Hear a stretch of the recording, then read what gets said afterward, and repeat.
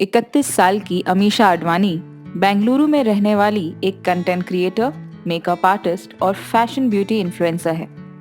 वो Instagram, Facebook और Twitter पर अपनी मेकअप वीडियोस पोस्ट करती रहती हैं।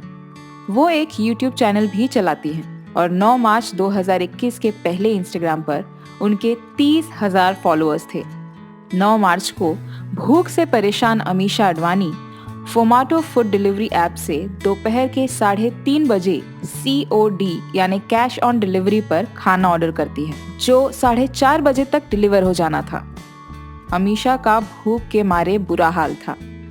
वो देखती हैं कि डिलीवरी बॉय खाना डिलीवर करने में देर लगा रहा है। तब उसे बहुत गुस्सा आता है। वो कस्टमर केयर को कॉल करती है। हेलो, मैं अमीषा आडवाणी बोल रही हूँ। हेलो अमीषा, फोमाटो में आपका स्वागत है। मैं आपकी किस तरह से मदद कर सकता हूँ? आपका डिलीवरी पर्सन खाना लेकर अभी तक नहीं आया है। मैम, आपको हुई असुविधा के लिए हम माफ़ी चाहते हैं। मैम, बैंगलोर में बहुत हैवी ट्रैफिक होने के कारण हमारा डिलीवरी बॉय थोड़ा सा लेट हो रहा है। मुझे नहीं पता, जो भी रीजन हो, आपका डिलीवरी पर्सन बताए गए टाइम से 15 मिनट लेट है। या तो आप ऑर्डर कैंसिल करो या खाना फ्री दो।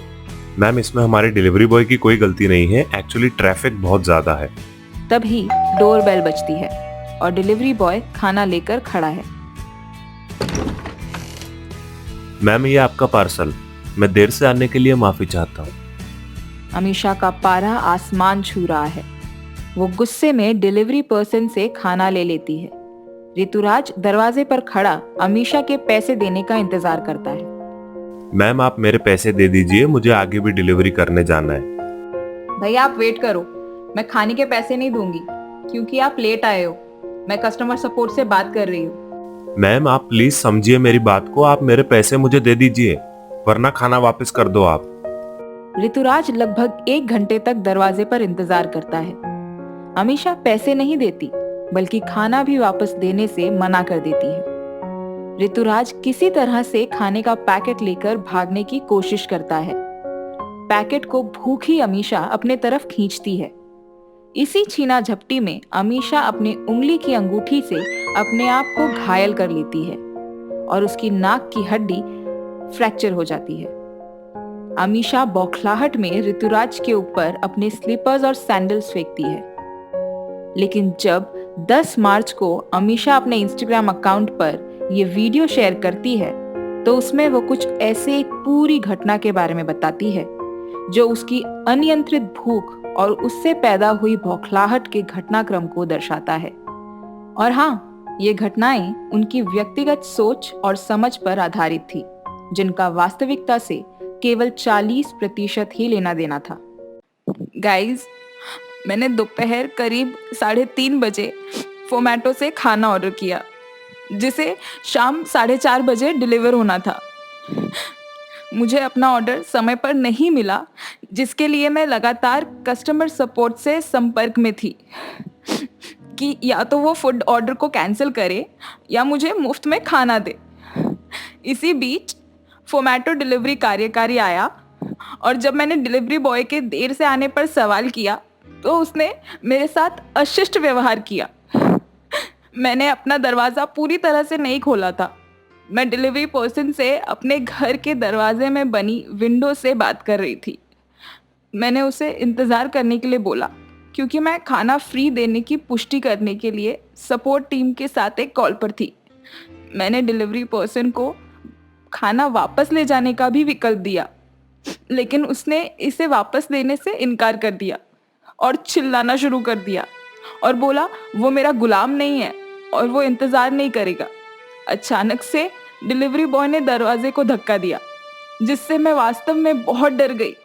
उसने खाने का पैकेट उठा लिया और मुझे नाक पर मुक्का मारा और भाग गया। वीडियो में उसने ये भी बताया कि उसकी नाक की हड्डी में फ्रैक्चर हो गया है और वो हॉस्पिटल गई, जहां डॉक्टरों ने उसे दवाई दी, जिसके कारण वो बोल पा रही है। उसने डिलीवरी बॉय के खिलाफ FIR दर्ज कराई, जहां बेंगलुरु पुलिस ने उसे सुरक्षा और न्याय दिलाने का पूर्ण आश्वासन दिया। अमीषा आडवाणी ने अपने फॉलोअर्स से इस वीडियो को ज्यादा से ज्यादा पोस्ट और शेयर करने को कहा और इस वीडियो को पोस्ट करते ही उसके 50,000 फॉलोअर्स हो गए। और लोग अमीषा को सपोर्ट करने लगे। यहाँ फोमाटो के डिलीवरी बॉय ऋतुराज के खिलाफ एफआईआर के बाद कार्यकारी कार्यवाही के कारण उसको जॉब से निकाल दिया गया और उसके ऊपर अमीषा अडवाणी के साथ बुरा व्यवहार करने के कारण जुर्माना भी लगा दिया गया। और अगले दिन ऋतुराज को इलेक्ट्रॉनिक सिटी पुलिस ने अमीषा द्वारा दर्ज शिकायत पर गिरफ्तार कर लिया गया। ऋतुराज, जिसे अभी तक एक बार भी अपनी बात कहने का मौका नहीं मिला था, उसका बयान लेने के बाद पुलिस ने उसे जमानत पर रिहा कर दिया, क्योंकि जो बयान में रोते हुए ऋतुराज ने कहा वो कुछ ऐसा था। First of all I want to tell you, मैंने महिला के साथ कोई मारपीट नहीं की थी, लेकिन उसने मुझे 1 घंटे एक दरवाजे पर इंतजार करवाया। ना तो वह खाना वापस कर रही थी और ना ही वह पैसे देने को तैयार थी। फिर महिला ने मुझ पर चप्पल फेंकी और मेरे पर हमला भी किया, जबकि मैंने केवल अपने आप को हमले से बचाने की कोशिश की थी। खाने के पैकेट की छीना झपटी में महिला के हाथ की अंगूठी से महिला ने खुद को घायल कर लिया। अब इसमें मेरी क्या गलती? एक गरीब वर्कर जो धूप में, बारिश में, हर मौसम, हर समय लोगों को समय पर खाना पहुंचाने का काम करता है, जिसकी आमदनी सिर्फ 15,000 रुपए के आसपास होती है। वो आदमी जो अपने घर में अकेला कमाने वाला है, उसे अमीषा अडवाणी के कारण इज्जत और जॉब दोनों से हाथ धोना पड़ता है।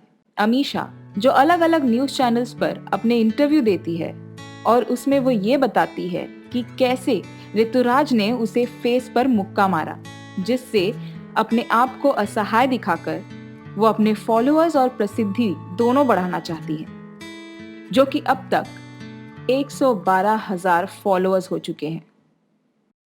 12 मार्च को फोमैटो के बहुत ही जिम्मेदार सीईओ ने ट्वीट करके लोगों को बताया, देखिए, मैं आपको बता देना चाहता हूं, कंपनी अमीषा अडवाणी के संपर्क में है और हम ऋतुराज के साथ भी लगातार संपर्क बनाए हुए हैं। हम कहानी के दोनों पक्षों को सुनकर यह मामला सुनिश्चित करने का हर संभव प्रयास कर रहे हैं और निष्पक्षता की भावना का पालन कर रहे हैं। हमारी सर्वोच्च प्राथमिकता है सत्य को जानना। हालांकि ऋतुराज अभी डिलीवरी से अस्थायी रूप से निलंबित है, लेकिन कंपनी उसकी सैलरी और कानूनी खर्चों को भी कवर कर रही है। रिकॉर्ड के लिए बता दें, ऋतुराज ने अभी तक हमारे साथ 5,000 से भी ज्यादा डिलीवरी की है और फोमैटो पर उसकी रेटिंग 4.75 है, जो कि बहुत अच्छी होती है, और वह हमारे साथ 26 महीनों से भी ज्यादा काम कर चुका है। कई उपयोगकर्ताओं ने इंस्टाग्राम पर अमीषा के वीडियो पर टिप्पणी की और उसके दावों को पब्लिसिटी स्टंट कहा, जबकि एक व्यक्ति ने पोस्ट किया, अमीषा विक्टिम कार्ड अच्छी तरह से खेल रही है। दूसरे ने टिप्पणी की, सबसे पहले आप कृपया डिलीवरी बॉयज को भी इंसान समझिए। जबकि कुछ ने टिप्पणी की, ये लाइमलाइट और फॉलोअर्स को हासिल करने के लिए एक पब्लिसिटी स्टंट है। कई अन्य पोस्ट के अनुसार ऋतुराज को दोबारा काम पर रखने की सलाह दी है। अमीषा का सच सबके सामने आ चुका है। वो पीड़िता नहीं है, बल्कि उन्होंने ऋतुराज पर अत्याचार किया। सिर्फ अपने फॉलोअर्स बढ़ाने के चक्कर में ऑनलाइन सोशल मीडिया पर उसकी बेइज्जती की। आपको जानकर आश्चर्य होगा कि जिस खाने के पैसे वो नहीं देना चाहती थी, उसकी कीमत सिर्फ 198 रुपए थे। इसे और डिटेल में जानेंगे अगले एपिसोड में। धन्यवाद।